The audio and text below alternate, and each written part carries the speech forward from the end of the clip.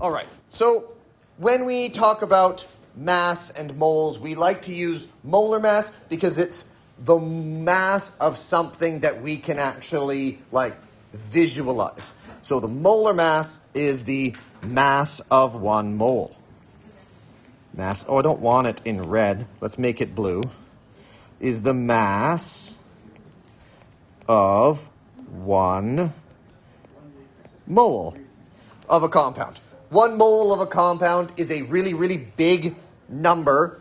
You will memorize this number. You don't need to, but you will, just because. It is 6.022 times 10 to the 23. So that is our counting number.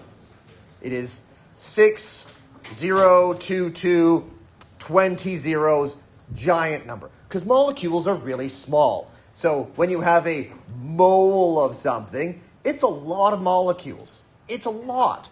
And so we use this molar mass kind of like a conversion factor.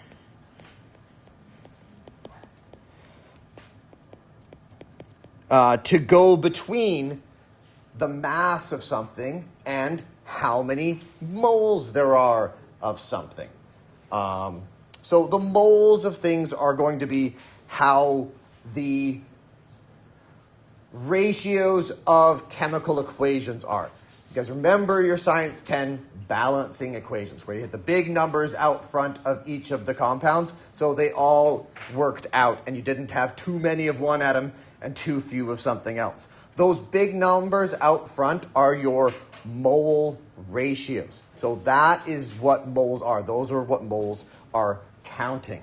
And so we can use those to calculate how much of things are either needed or created in a chemical reaction. That's the overall goal of this unit. We're going to hopefully just add a few calculations per lesson so it's not too overwhelming and each little piece will make sense and we put them all together. So we're going to do a few things here. Have your periodic table beside. We're going to have to first figure out the mass of 0.4034 moles of cesium sulfate. First thing, we need the formula of cesium sulfate. What is the symbol for cesium? It's a CS, right? So we first need the molar mass of cesium, which is CS. What charge does a cesium probably have? Why would you think it's +1? It's in the +1 column. It's CS number 55. Column 1's going to have +1s. With the alkali metals. Oh, look, there's a name in there too. All right, sulfate. What is the sulfate charge? Yeah, so it's 2- there. So I need to balance this formula first. I need 2 cesiums for every 1 sulfate. So cesium 2SO4 is the formula for this particular compound. And so now we have to figure out what is the total mass of it. And when we say total mass, we're going to add up all the atomic masses of each of them from the table. So the masses on the table, we add up. We have 2 times, the cesium. Cesium is 132.9, so that is 2 times 132.9. The next element is a sulfur. There's 1 sulfur, and each sulfur is 32.1. And there's oxygens. How many oxygens are there? 4 oxygens. 16,0. So we're going to do each of these multiplications. Some of them are very easy. This is 265.8. This is 32.1. And this one is 64. So then we have to add all of these numbers together to get our overall weight of 1 mole. So overall, we're going to pull all of these numbers, and I'm going to shove them up over here. Why is it 64? Oh, that's just, thank you, wrote terribly. That should be 64-0, shouldn't it? Because you guys can math sometimes better than me. There. It's 64.0. 16 times 4 is 64. I don't know where that extra point came from. It's not even what I was reading. So that's fine. So what do I get all these numbers all together? 361. Nice. 361. And what's our decimal? 9. What units have we measured here? Moles? It's not moles. Grams per mole. It's grams per mole. So 1 mole of this thing weighs 361 grams. So this is grams per mole. So that's what we have here. So that's what we've calculated. That's our molar mass. It's in grams per mole. This is an excellent review of Friday's lesson. So this is what we were calculating on Friday. This is what we learned to do on Friday. So now we will figure out if this is how heavy 1 mole is, how heavy is 0.4034 moles. Now we're going to do our conversion factor. So conversion factors we're going to set up exactly the same way we did in the second unit, or I guess it was really the first unit if we ignore the introduction, the way back in February, I guess it would have been. Might have even been January when we started it. We're going to take our starting point, which I think I'm going to be able to put right here, 0.4034 moles. Now we write moles as just MOL. It's not a terribly brief description, but we can't use M because that's meters. So we have to use moles. And then we're going to multiply. And we're going to do the same thing where we have multiplication by a fraction here. So in this case, we have to figure out what side of the fraction the numbers are going to go on, right? What unit should be on the bottom of this particular fraction? The moles, right? Moles should be on the bottom, and what I'm looking for, grams, should be on the top. So should the number 361.9, should it be on the top or the bottom? Should be on the top. 361.9 grams per 1 mole. Right? So now this gets our fraction in the correct direction. Now we can do our multiplication step. So now we're just times the numbers together, which feels right, but this is making sure we set it up, our units will cancel, and everything will go great, because they will get more complicated. So it's important to make sure we know why each step is the way it is, so when we put more than one of them together, we can keep everything straight. I think the number is 145.9. Yeah, it goes on a bunch. So we will do the significant figures on it as well. So this is going to be 145.99, and I'm just going to put the decimals off the edge because now we're going to do our rounding step. How many significant digits does this particular question have? Yeah, I would call it 4. I would probably say 4, even though your periodic table is going to cut you with the 3 from the oxygen and the sulfur. But those are 1 decimal place adds, so yeah, I'll still take it though. I'll take it from our question list, not from anything else. We tend to ignore anything else. We're just going to go from the question. So since our question comes with 4 significant figures, I think we'll round to 4, which is this. So my answer will be 146.0 grams.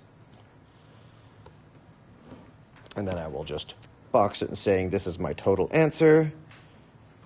Done.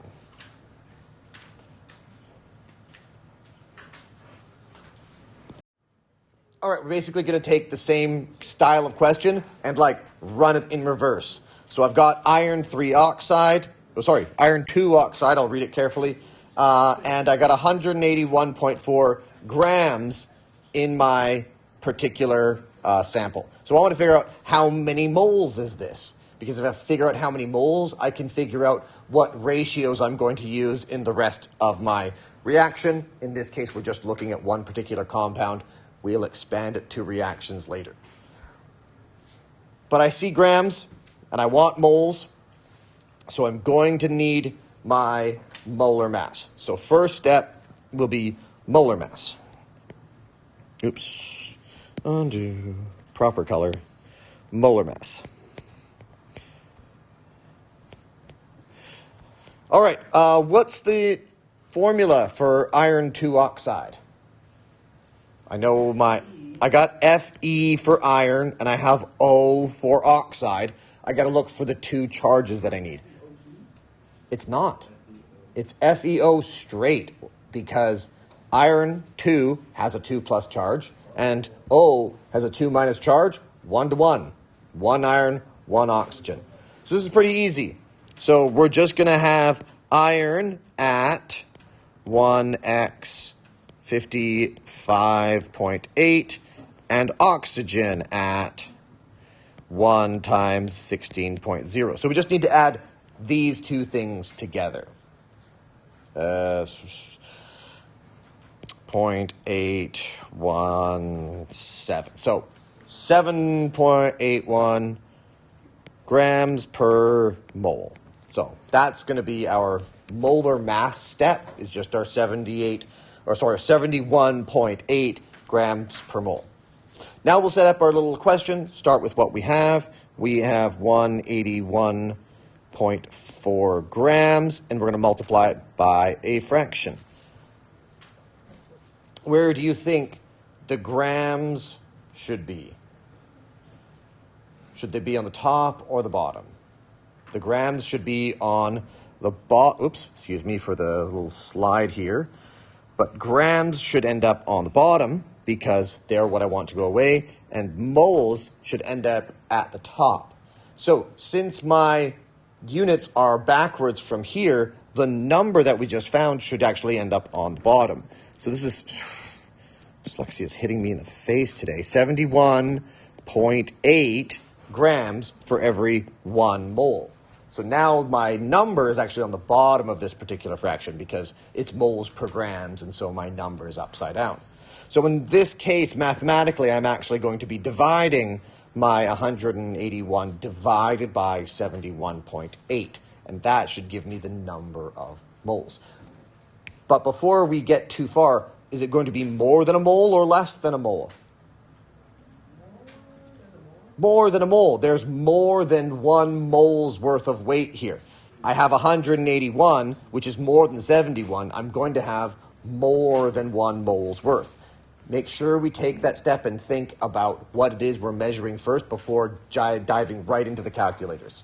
So now we're going to get our number. It's going to be 2.5264. That's far too many numbers already, so we'll just ... at the end of that. And how many should I round this to?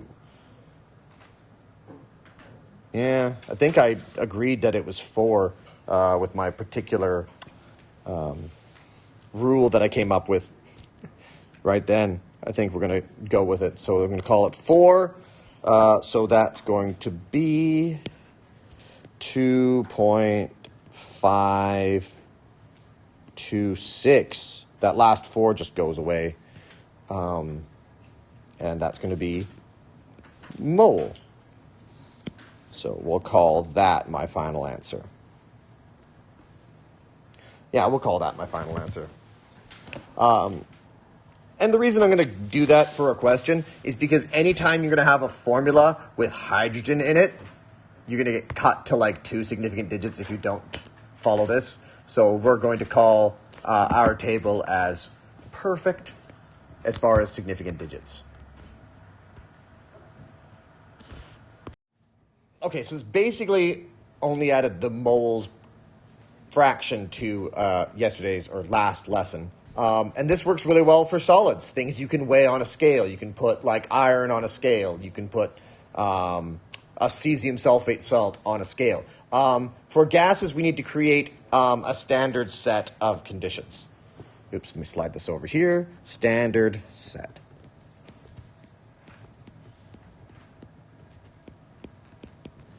And we named it super creatively STP, or standard temperature and pressure.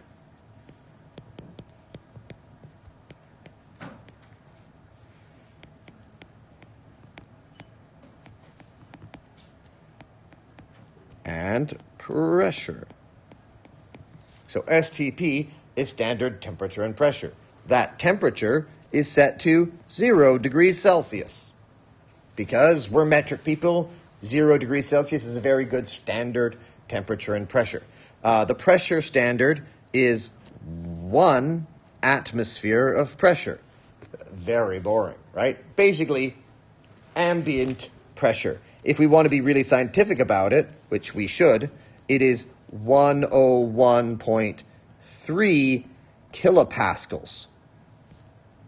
Has anyone heard of a kilopascal before? kPa.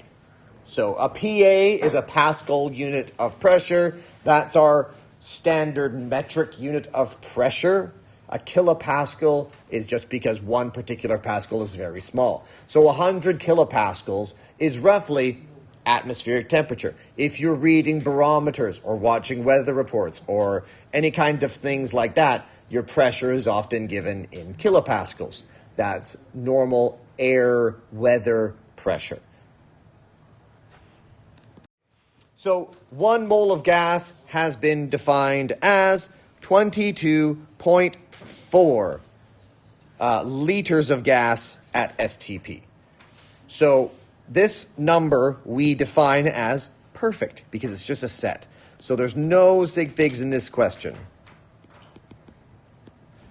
In this particular number. So we don't use this number to restrict our significant digits. It is an assigned number. It's not an experiment that you guys did, so it doesn't have a precision. It's just an assumed number. So there's no sig figs, so we used the question to develop our sig figs. So if there is 32.193 liters of oxygen at STP, how many moles of oxygen are there going to be? Notice no grams anywhere in sight, so no molar masses are needed. How much space the oxygen takes up is directly related to the moles. So we can just start with our conversion factor right here. So we're going to start with the number we have, 32.193 liters, and we're going to multiply it by a conversion factor.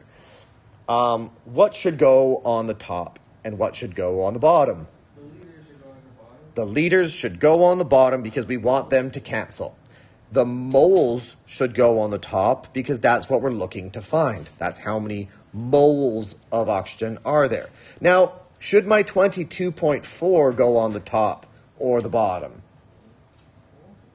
It should go on the bottom because it's a liters measurement. So this will be 22.4 per 1 mole.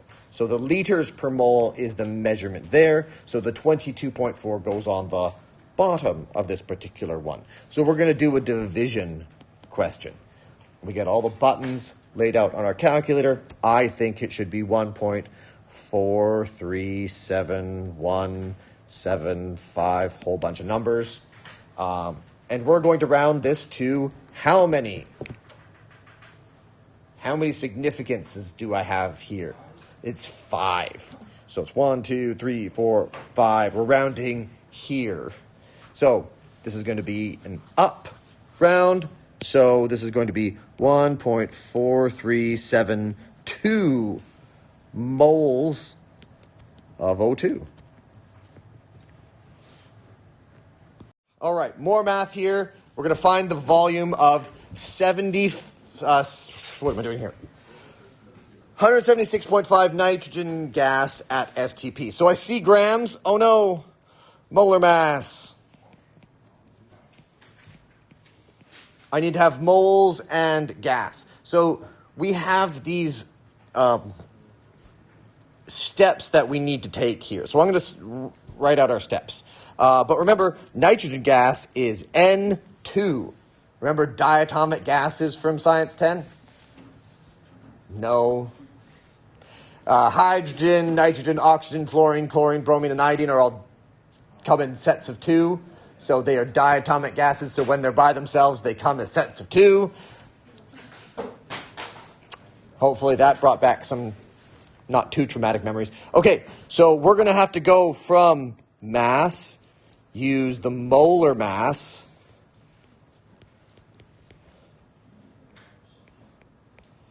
then get the number of moles. Then use STP to get volume. So these are our steps.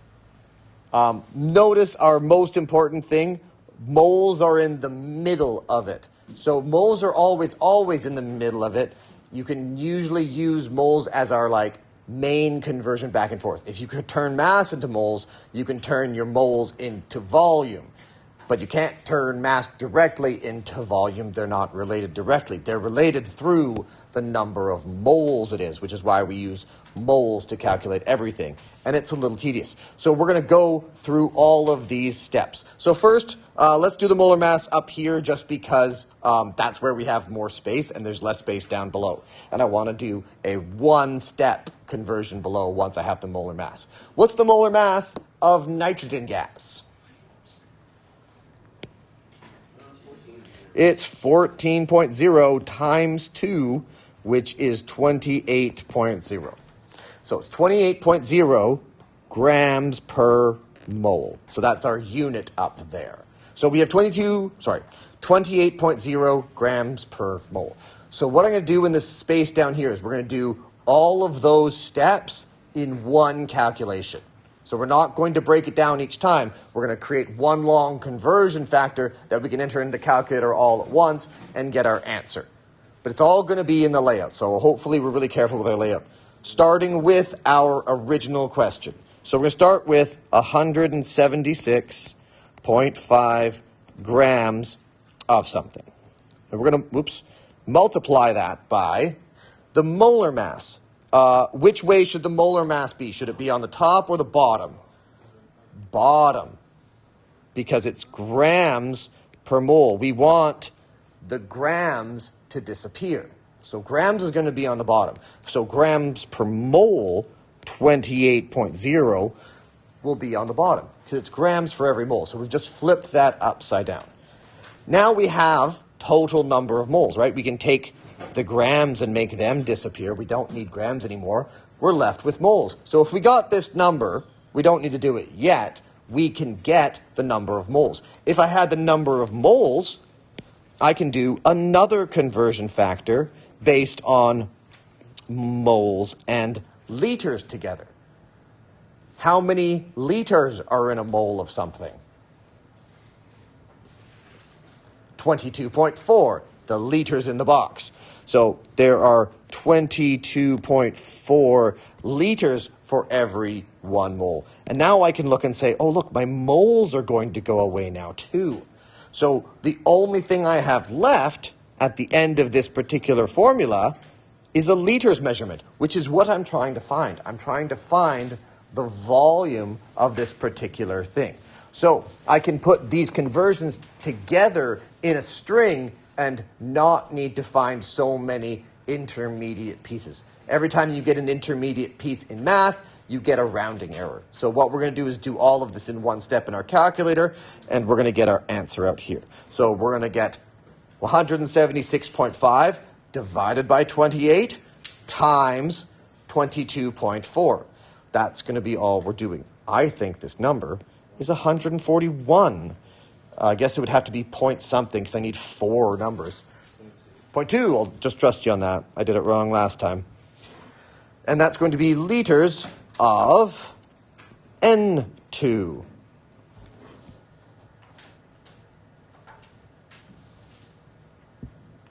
So the grams using the molar mass turned into moles. The moles using STP turned into a volume. It's okay. We're going to try counting the pieces now. Now, this is going to create some very large numbers. We can count atoms, right? Oops, pen back on. Atoms. So if we know how many moles there are, we can count how many atoms there are in things. We can also count how many molecules. I was putting examples in, right. Atoms are pure, consistent, singular atoms. Things like all the metals, like copper, or like sodium, or like iron. Like you can count how many atoms of iron are in like a sample of iron. You just count them. Atomic mass. Atomic mass. Because we can weigh them, and using our mole number, we can do that from there. We have molecules. Molecules are our favorite covalent compounds: water, carbon dioxide, sulfur hexafluoride, all the fun ones.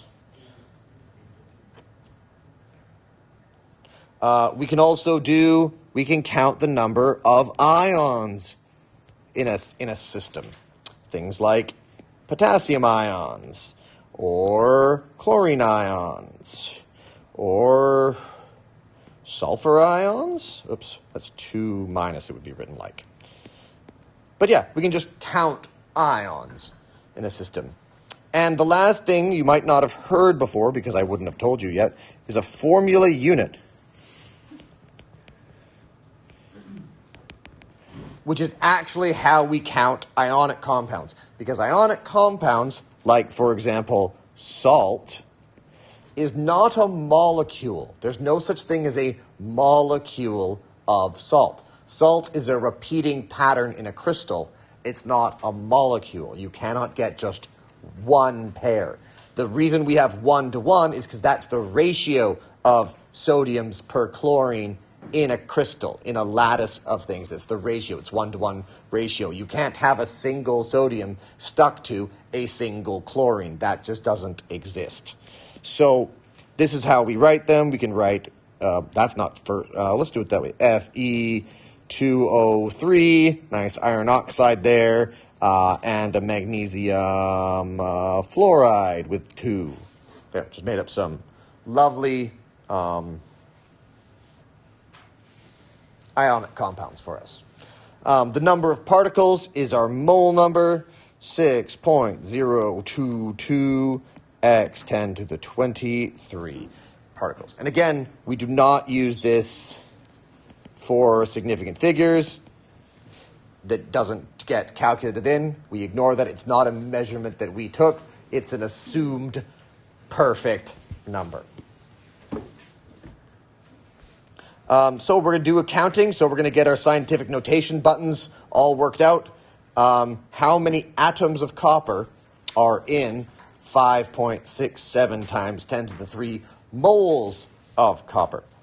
So lots of scientific notation buttons. We're going to work those out. Start with what we got. 5.67 x 10 to the 3 moles. And we're going to multiply it by our lovely conversion factor here. And that is, this number is atoms per mole. So this is 6.022 times 10 to the 23 atoms per 1 mole. In this case, which can feel right. This should be a really, really big number. If I've got lots of moles of something, I'm going to have a lot of particles. How many significant digits am I getting? 3. 3 significant digits. I think this number is, try along, 3.41 x 10, 27. And that would be Cu atoms. So copper atoms. That's a lot of copper atoms. You just count the particles. I do not want to count that high. That'll take me some number of years. That's it. A little bit of additions here. That's 3SF, so that's 3SF, just as explanations why. A few more ones. How many moles is this many water molecules? Great. So we're going to use, starting with the number we're starting with, how many moles of this? We've got, somehow we counted 8.26 times 10 to the 24 molecules of water. I'm going to multiply that by 6.022 x 10 to the 23 molecules, spelling correctly, per 1 mole. And then we get the number over here. So we should get a nice small number. The number of moles shouldn't be too many. How many moles is that? Oh, my lovely calculator people. A lot of scientific notation buttons. But 13 is the right starting point. It's 13.7, I think. 13.7. I think it's 13.7 moles. So it's 13.7 moles. Do we get other people agreeing who tried? Okay, I see more nodding. Not a lot of volunteering things. So 13 moles. So 13 moles of water is that many molecules. Honestly, this one is, as much as it's real, it's not terribly useful to know. Like, it's true and it's theoretically useful, but it's not something we're going to use a lot on the table. So last one, how many formula units are in 4.31 times 10 to the negative 2 grams of it? Oh no, grams. So I need to know how many moles there are. Or at least, yeah, I need to know how many moles there are. So first I got to figure out molar mass. So let's go over here and write molar mass. NaCl. So molar mass of sodium chloride is actually pretty easy. It's just 1 sodium plus 1 chlorine. 1 sodium is 23.0. Yep. And chlorine is 35.5. So we're just going to add those two together. I had to make sure I'm using the right chart, so I'm going to try to keep making sure I have the same chart that you do, so our numbers are exactly the same. It's 58.5 grams per mole. So now that I have that, we can now do our conversion. We can do our conversion in one line, I think. Let's start with the starting point. Starting point is 4.31 times 10 to the negative 2 grams. And we're going to multiply that by, grams have to be at the bottom, moles have to be at the top. So in this case, my 58.5 should be on the bottom. 58.5 per 1. And then we will multiply by again. Now we're multiplying by our number here. We have 6.022 times 10 to the 23.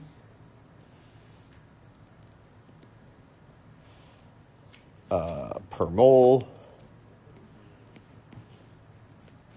I guess that's formula units. Great. So it should still be a pretty large number. So I don't know if you guys have room on your page, but I have infinite page on my digital board here. What do I get? It's 4 something, right? I'm going to put a 4 down because it starts with 4. Let's see how fast I can get my calculator out and do this. 3, oops, undo, 4, 3, 6, 7, 2, 1, bunch numbers.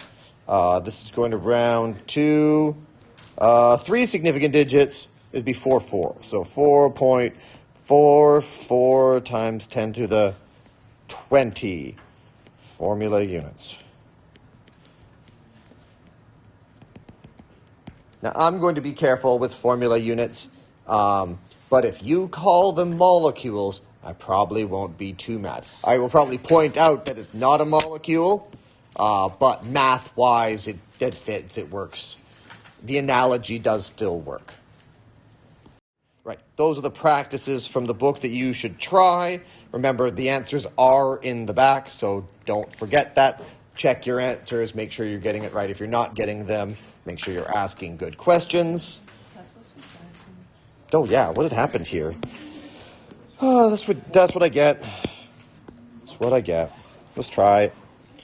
17. You know the number after 16. That one that makes sense. Sorry about that. Practice the questions. Try stuff.